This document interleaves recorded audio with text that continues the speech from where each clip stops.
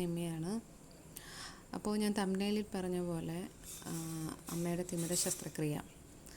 അപ്പം നമ്മൾ അമ്മയുടെ കാഴ്ച വല്ലാതെ കുറഞ്ഞു വരുന്നു എന്ന് തോന്നിയ ഒരു സന്ദർഭത്തിലാണ്. അതും കൂടുതൽ അമ്മയുടെ വലത്തെ കണ്ണിനായിരുന്നു ആദ്യത്തെ പ്രശ്നം, കുറച്ച് കൂടുതൽ കാഴ്ചക്കുറവ്. അപ്പം അമ്മ കൊണ്ട് ഞങ്ങൾ കൊല്ലത്ത് ഹല്ലിയ ഹോസ്പിറ്റലിൽ പോയി. അപ്പോൾ അവർ സ്കാനെല്ലാം എടുത്ത് നോക്കിയപ്പോൾ കണ്ണിൻ്റെ കാഴ്ച വളരെ കുറവാണ്, സർജറി വേണ്ടി വരും എന്ന് പറഞ്ഞു. അപ്പം സർജറി ആണെങ്കിൽ എന്തൊക്കെ ട്രീറ്റ്മെൻറ്റ്, കോസ്റ്റ് എത്ര ആവും, എന്തൊക്കെ ചെയ്യണം എന്നുള്ളത് പറഞ്ഞു. ബ്ലഡ് ടെസ്റ്റ് വെളിയിൽ ചെയ്യണമായിരുന്നു. അതിന് വേണ്ടിയിട്ടുള്ളതെല്ലാം ഡോക്ടറിൻ്റെ കൺസൾട്ടേഷൻ ടൈമിൽ ഡോക്ടർ എന്തൊക്കെ ചെയ്യണമെന്നുള്ളത് നമുക്ക് തരും. ECG ഉൾപ്പെടെ നമ്മളത് പുറത്ത് ചെയ്യേണ്ടി വരും. അപ്പം അതിനുശേഷം അവർ നമുക്ക് ലെൻസിന് എത്ര കോസ്റ്റ് ആവും, കാരണം പല റേറ്റിലുള്ള ലെൻസുണ്ട്, 15, 18, 22 അങ്ങനെ പോകുന്നു. അപ്പോൾ നമ്മുടെ അമ്മയ്ക്ക് കണ്ണിന് ആപ്റ്റായ ഒരു 15,000, 15,000 ലെൻസും പിന്നെ അല്ലാതെ 3,000 രൂപ മെഡിസിൻ ചാർജും നമുക്കാകെ 21,000 രൂപയായി.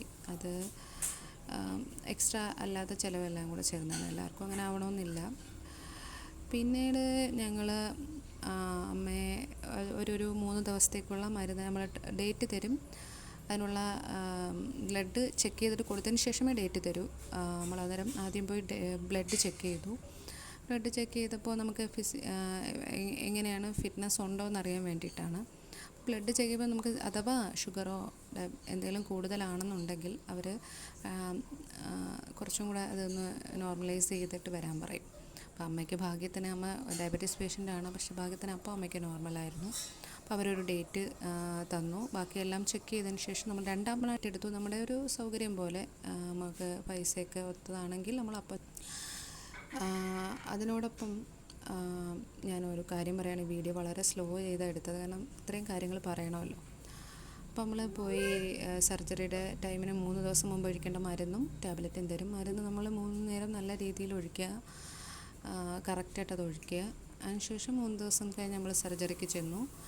സർജറി ചെയ്തൊരു, എനിക്ക് തോന്നുന്നു ഒരു 15 മിനിറ്റ്സ് അത്രയേ ഉള്ളൂ. അതിനുശേഷം നമ്മളൊരു 1 hour കഴിഞ്ഞിട്ടൊരു ഒബ്സർവേഷനൊക്കെ കഴിഞ്ഞിട്ട് നമുക്ക് തിരിച്ചു വരാം. അപ്പോൾ അവരവിടെ നിന്ന് ഒരു ഗ്ലാസ് തരും.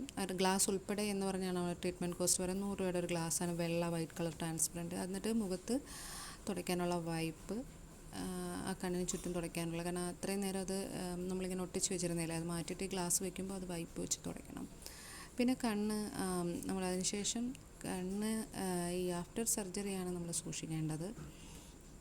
നമ്മൾ വീട്ടിൽ വന്നിട്ട് നമുക്കറിയാം, നമ്മളമ്മമാരൊക്കെ ഒരുപാട് ജോലിയൊക്കെ വീട്ടിൽ ചെയ്യുന്നതാണ്. അപ്പം അത്തരം കഠിനമായിട്ടുള്ള തലകുലുക്കൽ അങ്ങനെയൊന്നുമില്ല. നമ്മൾ കുനിഞ്ഞൊരു സാധനവും എടുക്കരുത് കുറച്ച് ദിവസത്തേക്ക്, കുനിഞ്ഞ്. അതിനൊക്കെ ടെമ്പറേച്ചർ തട്ടരുത്, അത് നല്ല അടുപ്പ് അങ്ങനെ വലിയ തീയൊക്കെ ഉള്ളിടത്ത്. പിന്നെ മൊബൈൽ ഇത് കുറവായിരിക്കണം, കാരണം അമ്മമാരൊന്നും അധികം മൊബൈൽ ഉപയോഗിക്കുന്നില്ല എന്നുള്ളത് കൊണ്ട് നമ്മളത് പറയുന്നില്ല. എന്നാലും മൊബൈൽ ഉപയോഗിക്കരുതെന്നും അവർ പറഞ്ഞിരുന്നു. പിന്നെ വലിയ കടുത്ത പ്രകാശങ്ങളിലേക്കൊക്കെ നോക്കുമ്പോൾ ബുദ്ധിമുട്ടുണ്ടാവും. അപ്പോൾ ഇതൊക്കെ നമ്മൾ സൂക്ഷിക്കണം. പിന്നെ കണ്ണ് നന്നായി വൈപ്പ് ചെയ്ത് തുടച്ച്, മരുന്ന് ആദ്യത്തെ ദിവസം എന്ന് പറഞ്ഞാൽ 4 നേരം ഒഴിക്കുക. പിന്നീട് അത് 3 നേരമായിട്ടും പിന്നെ 2 നേരമായിട്ടും പിന്നെ 1 നേരമായിട്ടും മാറ്റുക. അമ്മയ്ക്ക് 3 കാറ്റഗറിയിലുള്ള മരുന്നുണ്ടായിരുന്നു. ലൂബ്രിക്കൻ്റ് ഉണ്ടായിരുന്നു, ആൻറ്റിബയോട്ടിക്സ് ആയിട്ടൊരു മെഡിസിൻ ഉണ്ടായിരുന്നു, അല്ലാതെ ഒരു പർപ്പസിനല്ല. അത് എന്താണെന്ന് എനിക്ക് പെട്ടെന്ന് കിട്ടുന്നില്ല. അപ്പോൾ അത് നമ്മൾ കെയർ ചെയ്യാൻ എന്തായാലും ഒരാൾ ഉറപ്പായിട്ട് വേണം. അവർക്ക് നന്നായി മരുന്നൊഴിച്ച് കൊടുക്കാനും എല്ലാം വേണം. പിന്നെ തല അനക്കരുത് അങ്ങനെ. പിന്നെ തല നമ്മൾ കുളിക്കാൻ പറ്റില്ല, തല കഴുകാൻ പറ്റില്ല. ഏകദേശം 10 days ആയിരുന്നു എന്ന് തോന്നുന്നു. നമുക്ക് തല എന്തായാലും കഴുകരുത്. അതിനുശേഷം നമുക്ക് തല കഴുകാം. 30 days എന്തായാലും ഒരു കെയറിങ് വേണം. പ്രായമായവരാണെങ്കിൽ നമ്മൾ ആ ഒരു സൂക്ഷിച്ച് ചെയ്താൽ അത്രയും നല്ലത് എന്നാണ്, അവർക്ക് അത്രയും ഒരു കെയർ കിട്ടും. അമ്മയുടെ ട്രീറ്റ്മെൻറ്റ് അവിടെ നന്നായിരുന്നു, സഹായിച്ച് അമ്മയ്ക്ക് കാഴ്ചയിൽ നല്ലൊരു പ്രോഗ്രഷനൊക്കെ കാണാൻ പറ്റി, ചെറിയ അക്ഷരങ്ങളൊക്കെ.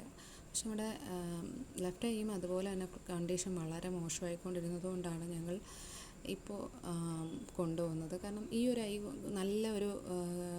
നമുക്ക് നല്ലൊരു വിസിബിലിറ്റി കിട്ടിയപ്പോൾ, വിഷൻ കിട്ടിയപ്പോൾ മറ്റേ ഐയുടെ കുറവ് അമ്മയ്ക്ക് പെട്ടെന്ന് മനസ്സിലാക്കാൻ പറ്റുമായിരിക്കും. അതുകൊണ്ട് തന്നെ നമ്മൾ അടുത്ത ഐക്ക് നമ്മുടെ കയ്യിലിരിക്കുന്ന ഫണ്ട് വെച്ചിട്ടാണ് നമ്മളത് ചെയ്യുന്നത്. നമ്മുടെ കയ്യിലൊരു 20 രൂപ റൗണ്ട് അടിച്ച് എന്തായാലും ഉണ്ടാവണം. നമ്മുടെ ലെൻസ് ബേസ്ഡ് ഓൺ ലെൻസ്, കാരണം ഡിപ്പെൻസ് ഓൺ ലെൻസ്. കാരണം ലെൻസ് കൂടിയത് വെക്കുന്നവരുണ്ട്, കാരണം അത് വെച്ചേ പറ്റൂ, അവരുടെ കാഴ്ചയ്ക്ക് അത് ലെൻസിൻ്റെ ക്വാളിറ്റിയും അതിനനുസരിച്ച് ഇതാകുമായിരിക്കാം.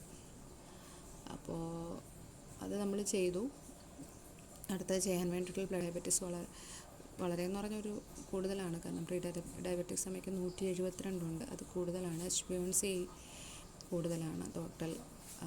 അപ്പോൾ അമ്മയ്ക്ക് അതൊന്ന് കൺട്രോൾ ചെയ്യണമെന്ന് അവർ പറഞ്ഞിട്ടുണ്ട്. അമ്മയ്ക്ക് എന്തായാലും ഞങ്ങൾ മെയ് 9-നാണ് സർജറി വെച്ചിരിക്കുന്നത്.